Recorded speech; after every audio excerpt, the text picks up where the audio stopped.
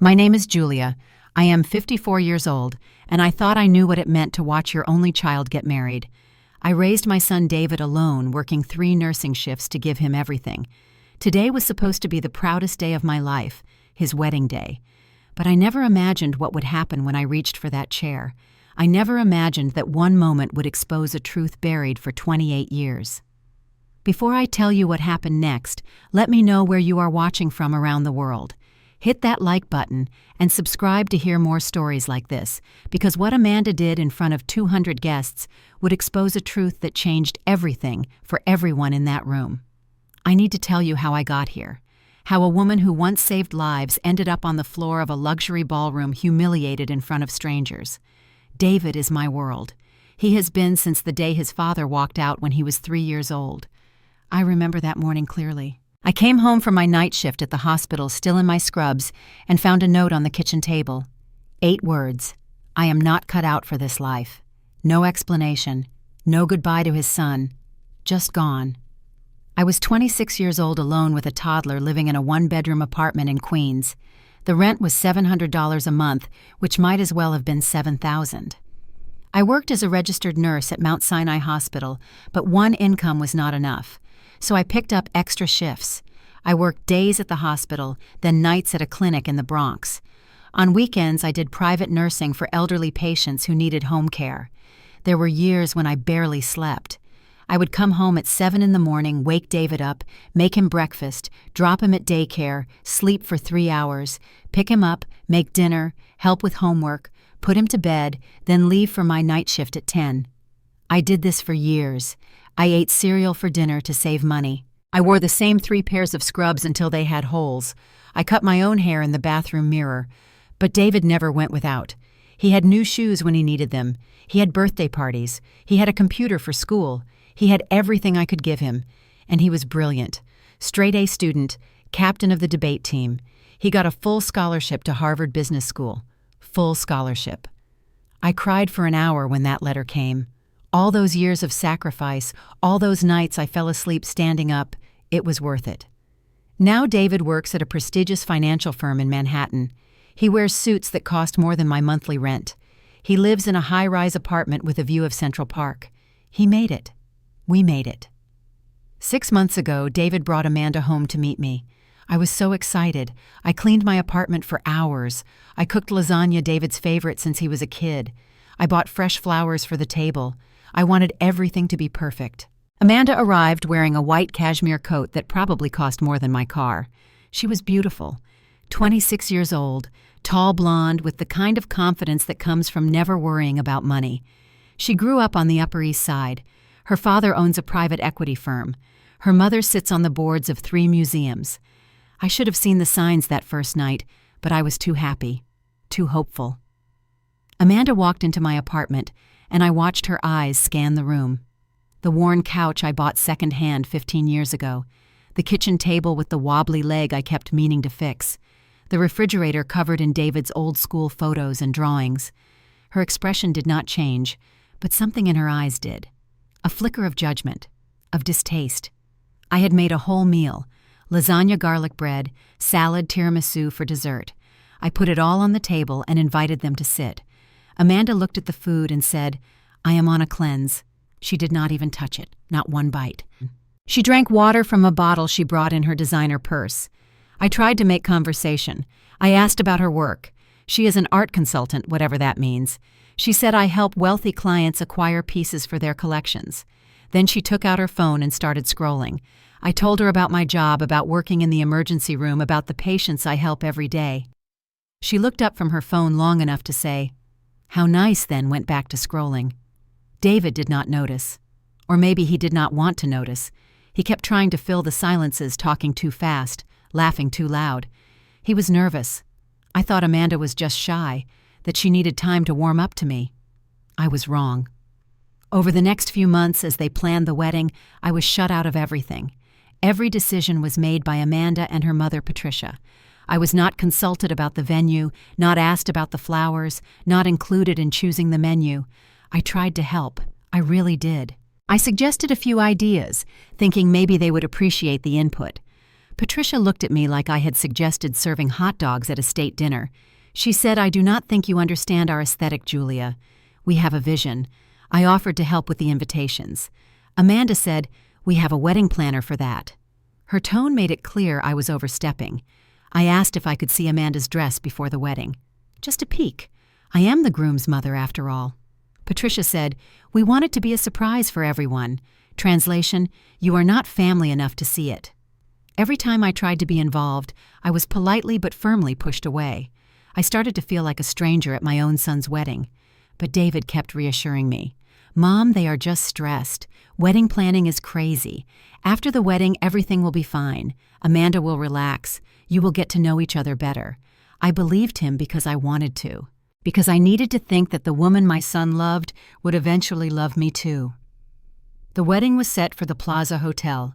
200 guests, a 30-piece orchestra, a cake that cost more than I make in a month. I did not care about any of that. I just wanted to see my son happy. I told myself that after the ceremony, after the stress of planning was over, things would be different. Amanda would see me as family.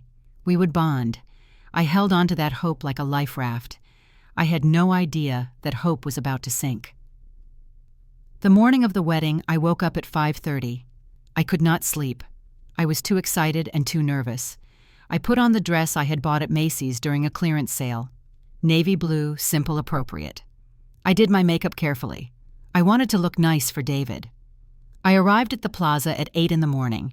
The lobby was already bustling with activity. Flowers were being delivered. Staff were setting up chairs in the ceremony space. Everything was elegant and expensive and overwhelming. I took the elevator up to the bridal suite. I wanted to see Amanda before the ceremony, to wish her well, to maybe finally have a moment where we connected as family. I knocked on the door. I heard voices inside, laughter music playing. The door opened, and a young woman in a silk robe looked at me like I was room service. "Can I help you?" "I am David's mother. I wanted to see if Amanda needed anything." The woman, I later learned her name was Stephanie, turned back into the room. "Amanda, the groom's mother is here." From inside, without even looking at me, Amanda's voice. "Tell her we are busy. She can wait in the lobby." Stephanie gave me an apologetic smile that was not really apologetic at all and closed the door in my face. I stood in that hallway for a full minute staring at the closed door. I could hear them inside laughing, talking, having fun. And I was outside. Not wanted. Not needed. I took the elevator back down and sat in the lobby for 2 hours, watching strangers come and go, feeling more alone than I had felt in years. The ceremony was at 11. I made my way to the ballroom where chairs were set up in perfect rows, white roses everywhere, a string quartet playing softly. It was beautiful. It was also terrifying. A young man in a black suit approached me. "Bride or groom, side groom. I am his mother." He looked down at his clipboard, flipping through pages. He seemed confused. "Let me check." He pulled out a radio and spoke quietly into it. Then he smiled at me. "Right this way." He led me down the aisle. I expected to be seated in the front row.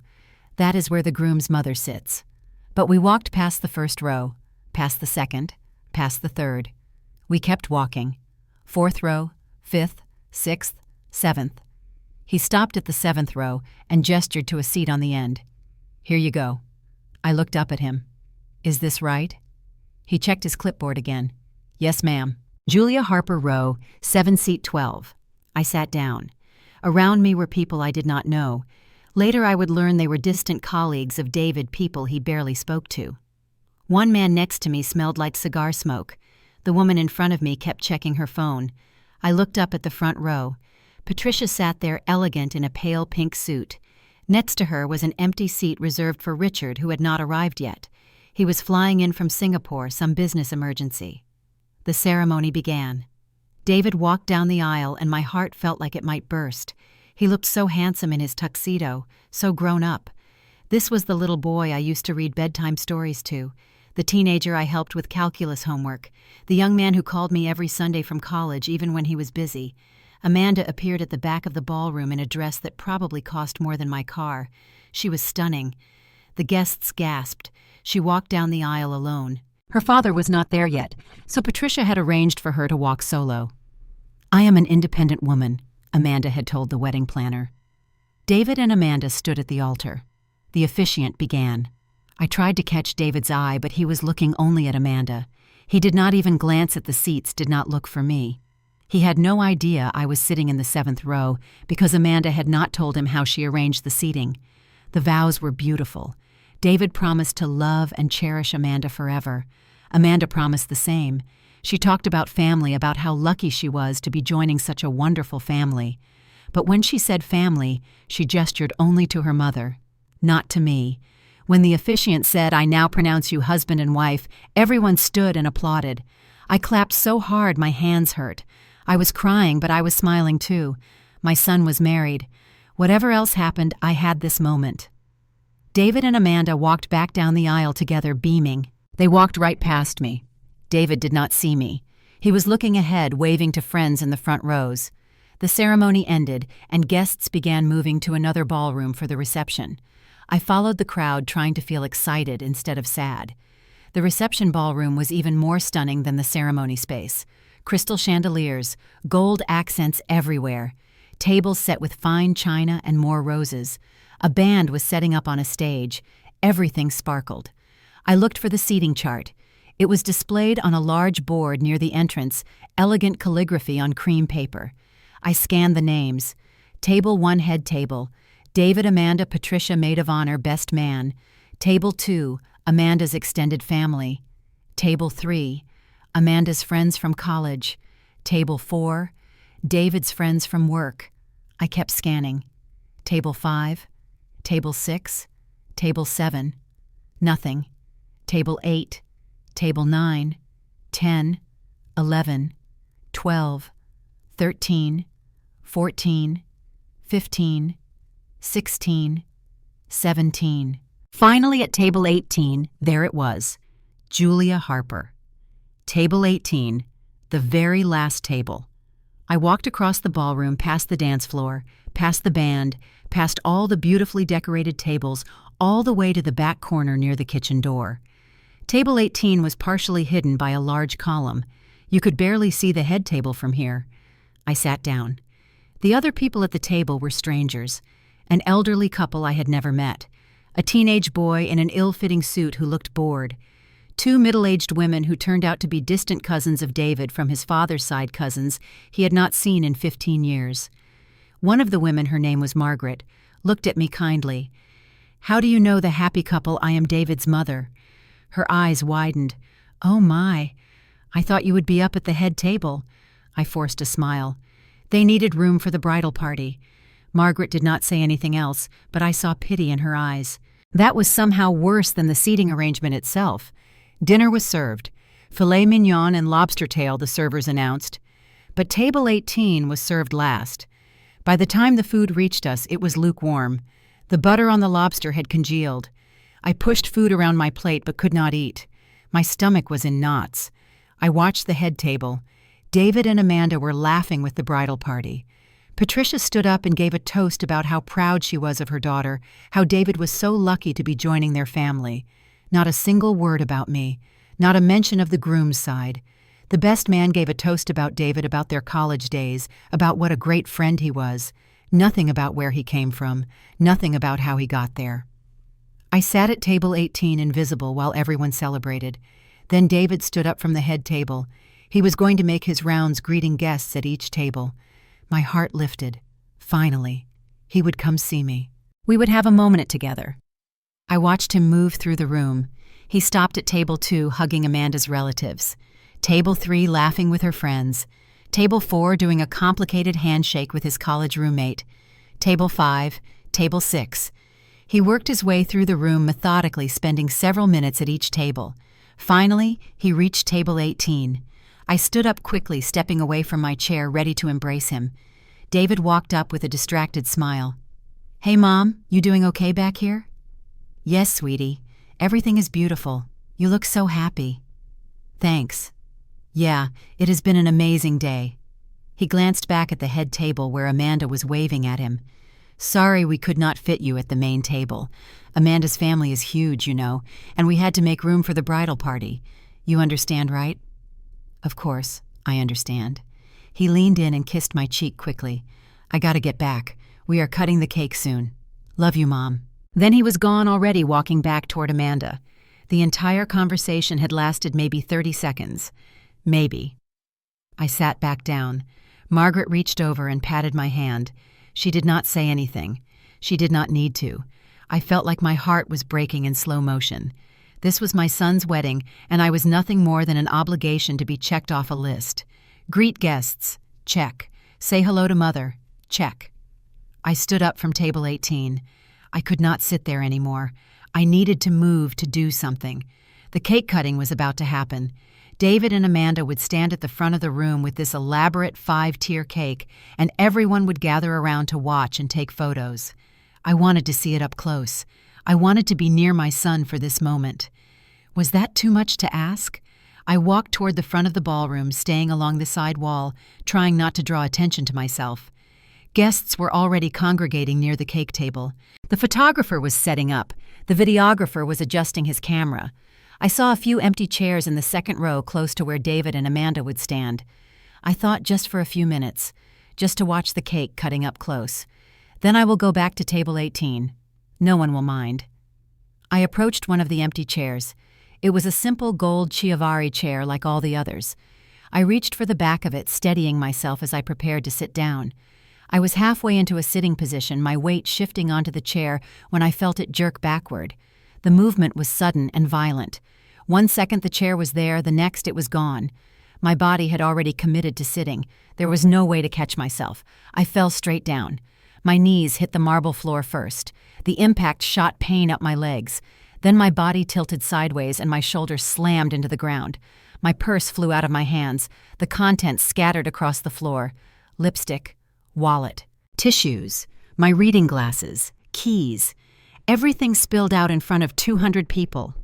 For a moment there was complete silence, the kind of silence that rings in your ears. Every conversation stopped.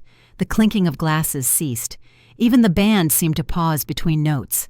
I was on the floor on my hands and knees, stunned and disoriented. My shoulder throbbed. My knees burned. But worse than the physical pain was the humiliation. Everyone was looking at me. Then I heard her voice. "What are you doing here?" I looked up. Amanda stood above me, still holding the chair she had just pulled away. Her face was cold. Her eyes were hard. I tried to speak, but my voice came out small and shaky. "Amanda, I just wanted to see David cut the cake. I am his mother." Her expression did not soften. She raised her voice, making sure everyone nearby could hear. "Oh, please. You may have given birth to him, but you are not really family. Not the kind that matters." The words hit me like a slap. I stayed on the floor, too shocked to move. Amanda continued louder now, playing to the audience. "Look at this dress. Look at how you embarrass him. You do not belong here." She gestured toward the back of the room. "Stay with the help where you belong. The catering staff is in the back." Laughter erupted from somewhere to my right. I turned and saw Stephanie, the maid of honor, covering her mouth with her hand, her shoulders shaking with amusement. "Oh my God, Amanda, you are savage." Another bridesmaid, a thin woman in a green dress, was recording on her phone. "I cannot believe she tried to sit here. This is going on my story." More laughter. Not everyone was laughing. Some people looked uncomfortable, staring down at their plates or suddenly finding their phones very interesting. But enough people were laughing that it felt like the whole room was mocking me. I was still on the floor. I started gathering my things with shaking hands. My lipstick had rolled under a table. My wallet was face down 3 feet away. I crawled forward on my knees to reach it. A tissue had landed near someone's foot. They stepped back like I was something dirty they did not want to touch. Tears were streaming down my face now.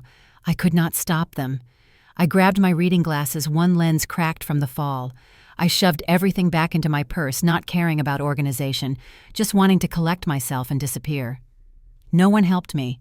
200 people, and not one person offered a hand. They just watched. Some laughed. Some looked away. But no one helped. I was about to stand up, about to run out of that ballroom and never look back, when I heard the door open. The large double doors at the entrance of the ballroom swung open. A man walked in, tall and distinguished, wearing an expensive dark suit. He carried a leather briefcase and had the air of someone important who had just stepped off a plane. Richard Carter, Amanda's father. He had finally arrived from Singapore. Richard paused in the doorway, his eyes adjusting to the dim lighting of the ballroom. He scanned the room clearly, looking for his daughter, ready to apologize for missing the ceremony. But his eyes stopped on something else. On me.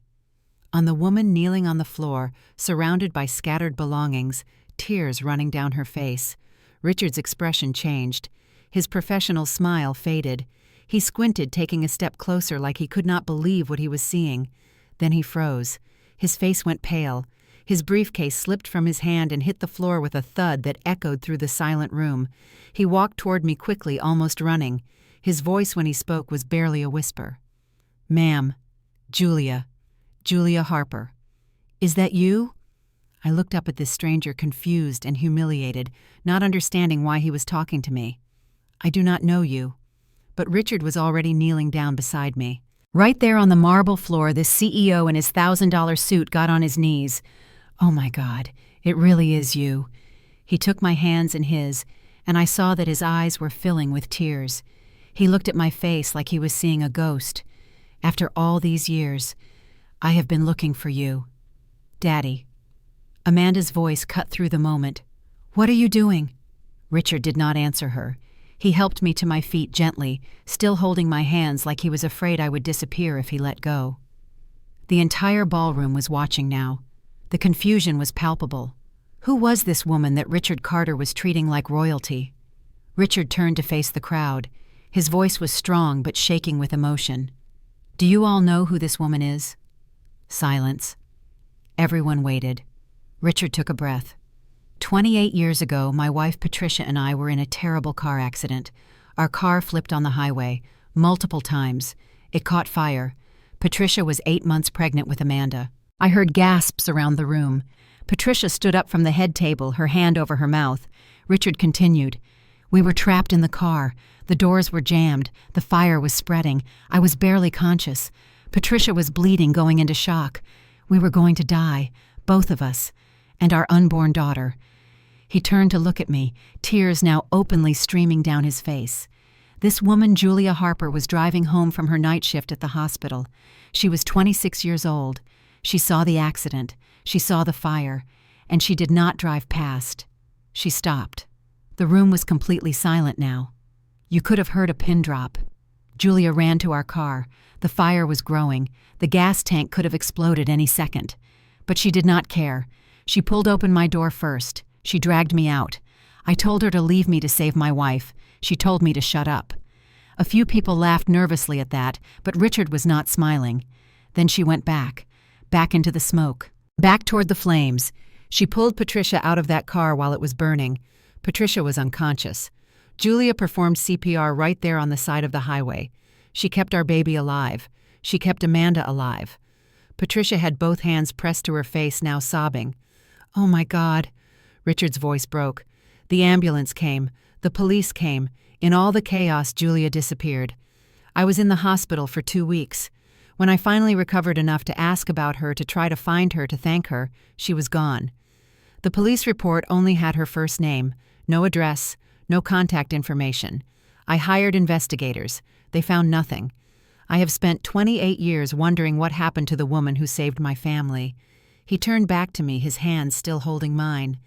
"And now here you are, the mother of the man my daughter just married, and I just watched my daughter humiliate you, make you kneel on this floor, treat you like you are nothing." Richard let go of my hands and turned to Amanda. His face had changed. The warmth was gone. Now there was something cold and hard in his expression. Amanda stood frozen, her face white as her wedding dress. "Daddy, I did not know." Richard walked toward his daughter slowly. Every eye in the room followed him. Amanda took a step back. His voice was quiet, but in the silence of the ballroom, everyone heard every word. "Amanda Marie Carter." "What did you just say to this woman?" Amanda's voice was small. "Daddy, I did not know who she was. You did not know." Richard repeated the words like they tasted bitter. "So it is acceptable to humiliate someone if you do not know who they are. Is that what I taught you?" "No. But she was sitting where she was not supposed to be. She was in the family section." Richard's voice rose. "She is family. She is the groom's mother, his only parent. The woman who raised him alone. And you put her at table 18, near the kitchen, like she was an afterthought. Amanda opened her mouth, but nothing came out. Richard continued his anger building. You pulled her chair out from under her. You watched her fall to the floor. And what did you say to her? He turned to me. Julia, please, tell everyone what my daughter said to you. My voice was hoarse. She said, I am not really family. She told me to stay with the help. Richard closed his eyes like the words physically hurt him. Then he opened them and looked at his daughter with an expression I imagine he usually reserved for business rivals. You told the woman who saved your life, who is the only reason you exist on this planet, to stay with the help. Patricia rushed over, tears streaming down her face. She came directly to me, ignoring Amanda. She took my hands just as Richard had. I do not remember that day. I was unconscious. They told me someone saved us, but I never knew who. I never got to say thank you. She was crying so hard she could barely speak. You gave me my life. You gave me my daughter. And we have treated you like this. I could not respond. I was numb. This was too much, too surreal. Richard turned back to Amanda and his voice was ice. Your mother and I have given you everything. The best schools, the best opportunities. We taught you about privilege and responsibility. We taught you about kindness. Or at least we tried. Amanda was crying now too. I am sorry. I am so sorry. I did not mean it. I just thought she was trying to take attention away from me. It is my wedding day. Richard shook his head slowly. Your wedding day. You are right. This is your wedding day. The day you showed 200 people exactly who you are. He turned to the crowd. Many of them were Amanda's friends, her sorority sisters, her country club companions. I want everyone here to understand something. Julia Harper is not just the groom's mother. She is a hero. She is the reason my daughter is alive. She risked her life for strangers, and she asked for nothing in return. She disappeared before we could even thank her. He looked at me again. Julia, I know nothing can undo what happened here tonight, but I want you to know something. You are family to us. Not because of this marriage, because of what you did 28 years ago, because you are a good person who did the right thing when it mattered most. Richard snapped his fingers at a server. Bring another chair to the head table. Mrs. Harper will be sitting with the family for the rest of this reception. The server immediately grabbed a chair and started moving it toward the front. Richard turned back to Amanda. And you will apologize to Julia, right now, in front of everyone. Amanda was shaking. She walked toward me slowly like she was walking to her execution. When she reached me, she could barely look me in the eye. Mrs. Harper, Julia, I am so sorry. What I did was wrong. What I said was cruel. I have no excuse. She was crying hard now, mascara running down her face. I was jealous. You are so close with David, and I felt like I could never compete with that. So I pushed you away. I made you feel small so I could feel bigger. I am so ashamed. Please forgive me. I looked at this young woman, this girl really, who had just humiliated me in the worst moment of my life. Part of me wanted to reject her apology, to walk out and never see her again. But I thought about that night 28 years ago. I thought about pulling Patricia from that burning car, about the weight of her body in my arms, about fighting to keep her alive on that roadside. I thought about how I did not know her. She was a stranger. But I saved her anyway because it was the right thing to do. I took a breath.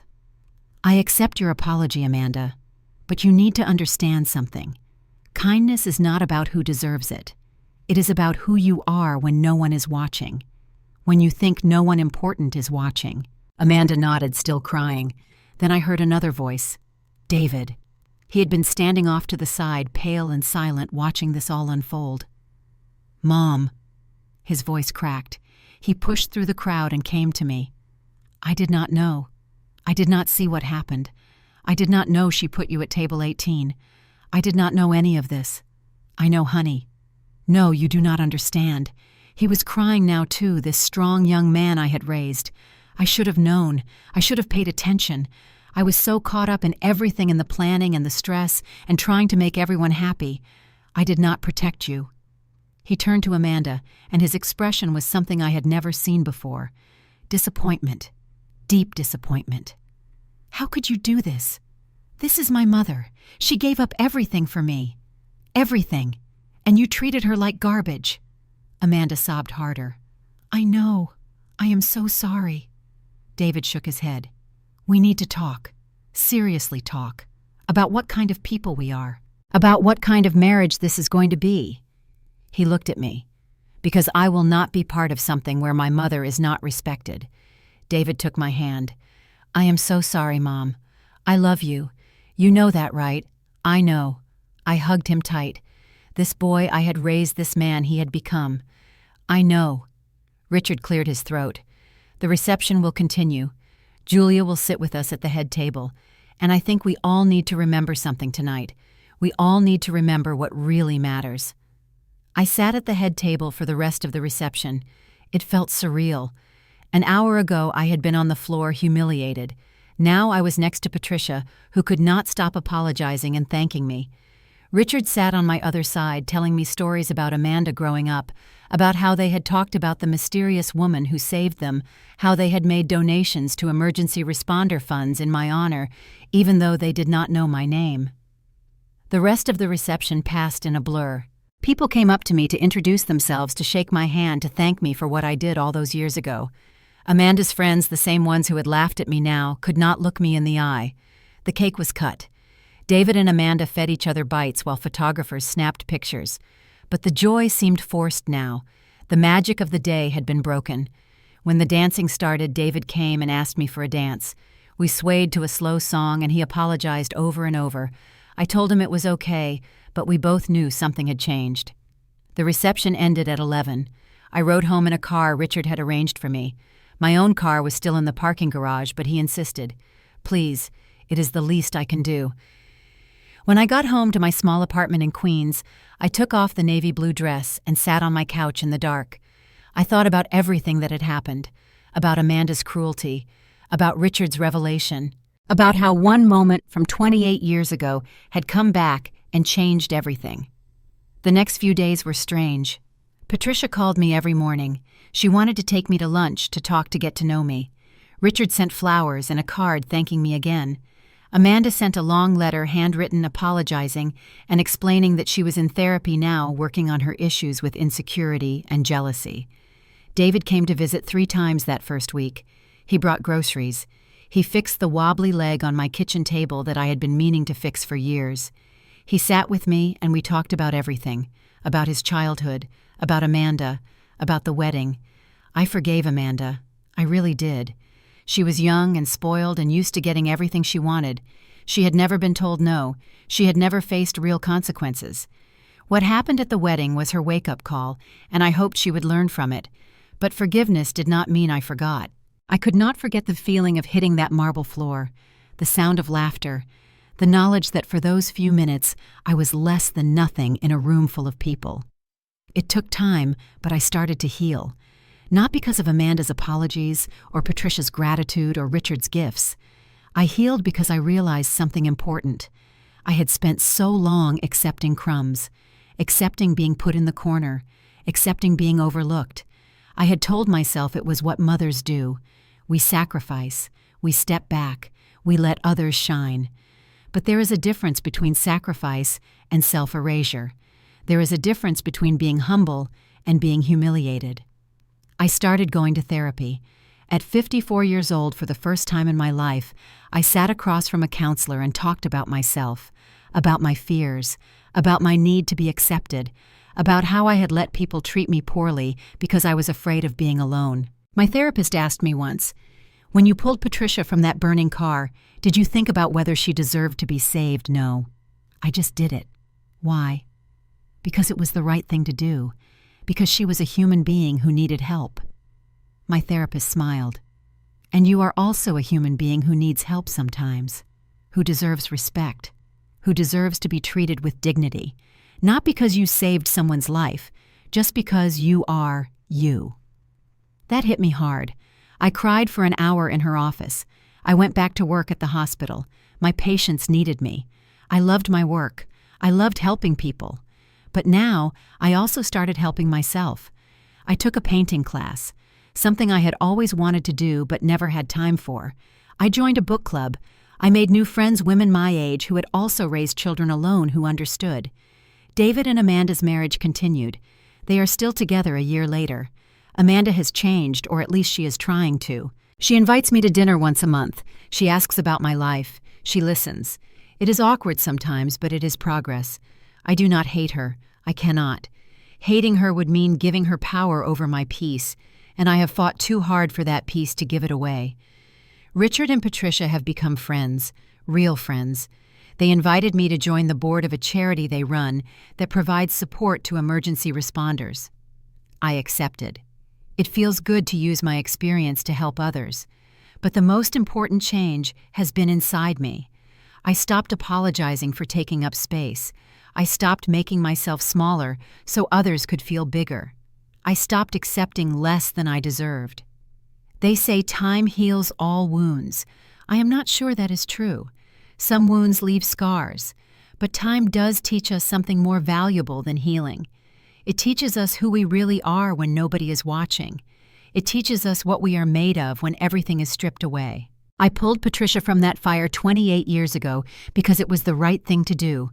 I would do it again even knowing how Amanda would treat me, because my actions define me, not hers. In the end, we are not defined by how others see us. We are not defined by where they seat us at their tables. We are defined by what we do when no one is looking, by the choices we make when there is no reward. And I can live with that. I can live with the woman I see in the mirror, the woman who saves people, the woman who loves her son, the woman who, after being knocked down on a marble floor in front of 200 people, got back up, not because someone helped her, but because she decided she was worth getting back up for. That woman, I have learned, is enough. More than enough. She always was. Now I want to hear from you. Have you ever been in a situation where you were treated poorly until someone realized who you really were? Have you ever had to stand up for yourself when no one else would drop your thoughts in the comments below? And if this story touched you, hit that like button and subscribe for more real-life stories that remind us we are all worth more than how others treat us. Share this with someone who needs to hear it today. Thank you for listening to my story. I hope it reminds you that your worth is not determined by anyone's opinion of you. It is determined by who you are when it matters most. Take care of yourselves out there.